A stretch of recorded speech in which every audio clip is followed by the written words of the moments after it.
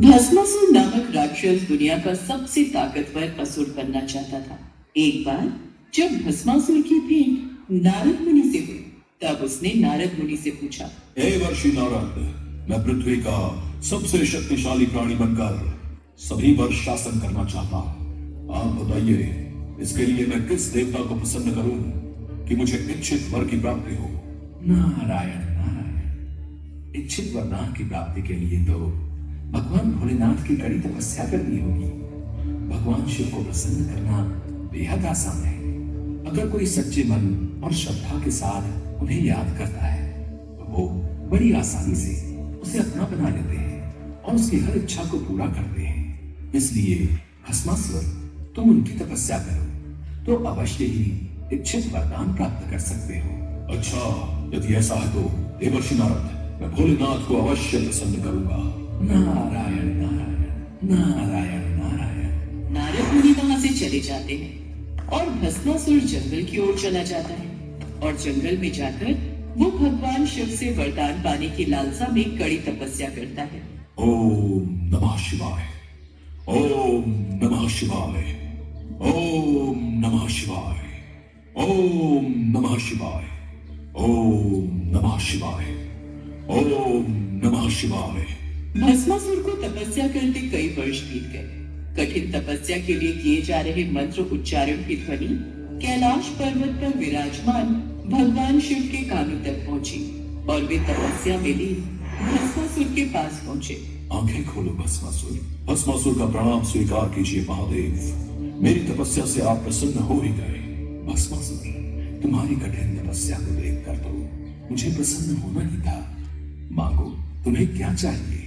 भस्मासुर ये जान गया था कि महादेव उसकी तपस्या से बहुत प्रसन्न हुए हैं। वो सोचने लगा कि वो किसी भी वरदान का हकदार है।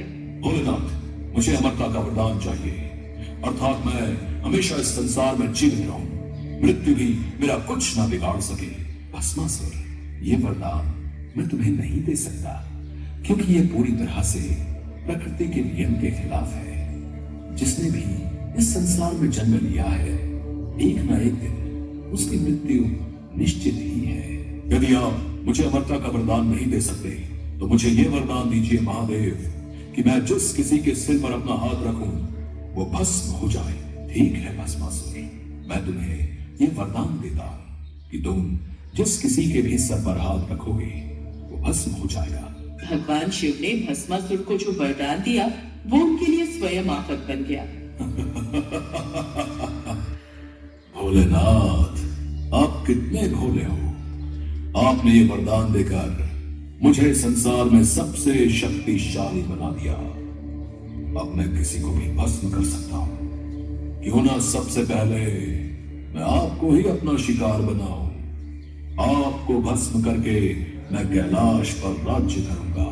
भस्मासुर, रुको, लगता है वरदान मिलने से तुम्हें अहंकार हो गया है, इसलिए तुम्हारी बुद्धि फिर गई है। शिव जी अपने द्वारा दिए गए वरदान को वापस नहीं ले सकते थे। उन्होंने वहां से भागने में ही अपनी भलाई समझी, क्योंकि भस्मासुर तो मंद बुद्धि था। वो उस समय पागलों की अवस्था में कुछ भी अनहोनी कर सकता था। अब भगवान शिव पूरी तरह से फंस चुके थे। रुकिए महादेव, मुझे इस वरदान को सिद्ध तो करने दीजिए। रुकिए महादेव, रुकिए। अब मैं क्या करूं? भगवान शिव इसी असमंजस में थे कि वो इस समय किस तरह भस्मासुर से छुटकारा पा सकते हैं। तभी उन्हें भगवान विष्णु का ध्यान आया। वे भगवान विष्णु का स्मरण करने लगे। हे विष्णुदेव, मेरी रक्षा कीजिए, इस भस्मासुर से मुझे बचाइए, मैं संकट में हूँ। चिंता मत कीजिए महादेव, आपको कुछ नहीं होगा। आप इसी गुफा में रहिएगा, मैं भस्मासुर को आप तक नहीं पहुँचने दूंगा। भगवान शिव को आश्वासन देकर भगवान विष्णु भस्मासुर का रास्ता रोकने चले गए। भस्मासुर शिव जी को ढूंढ रहा था कि उसकी नजर एक बेहद खूबसूरत स्त्री पर पड़ी, जिसे देखकर भस्मासुर अपनी सुध-बुध खो बैठा।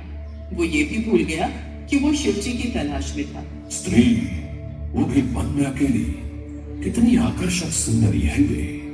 इससे पहले इतनी आकर्षक सुंदरी मैंने कभी नहीं देखी। सुनो, तुम्हारा नाम क्या है सुंदरी? मेरा नाम मोहिनी है। तुम्हारी सुंदरता को देखकर मैं मोहित हो गया हूँ। मोहिनी, अति सुंदर नाम। तुम इस घने वन में अकेली क्या कर रही हो? मैं वन के निकट अपने माता पिता के साथ रहती हूँ और यहाँ वन में पूजा के लिए फूल चुनने आई थी। मोहिनी, मेरा नाम भस्मासुर है। मैं सर्वशक्तिशाली हूँ। मैं तुम्हें अपनी रानी बनाना चाहता हूँ। क्या तुम मुझसे विवाह करोगी? भस्मासुर की बात सुनकर मोहिनी हंस पड़ी। उसने भस्मासुर से कहा,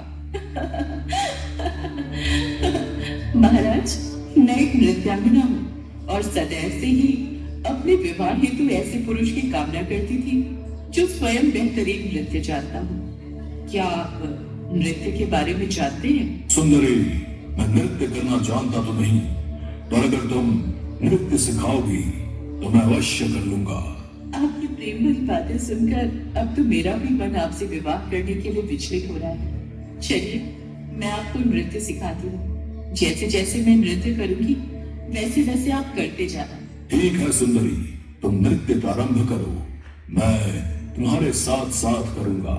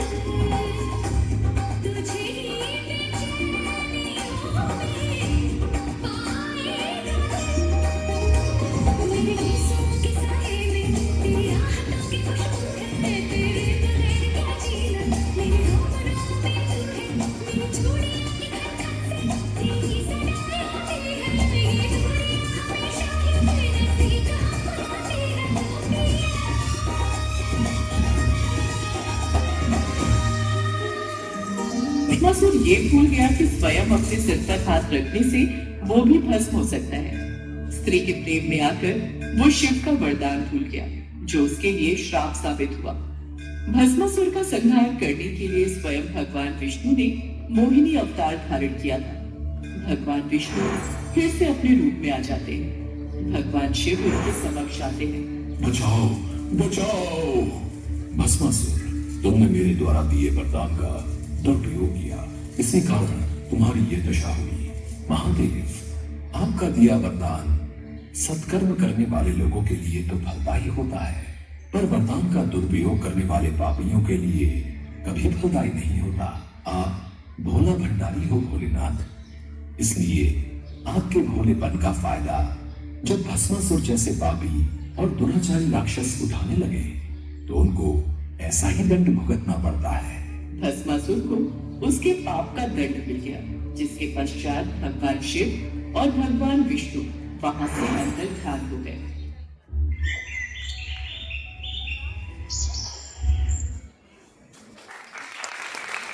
बहुत ही संदेश परक प्रस्तुति। अब चलते हैं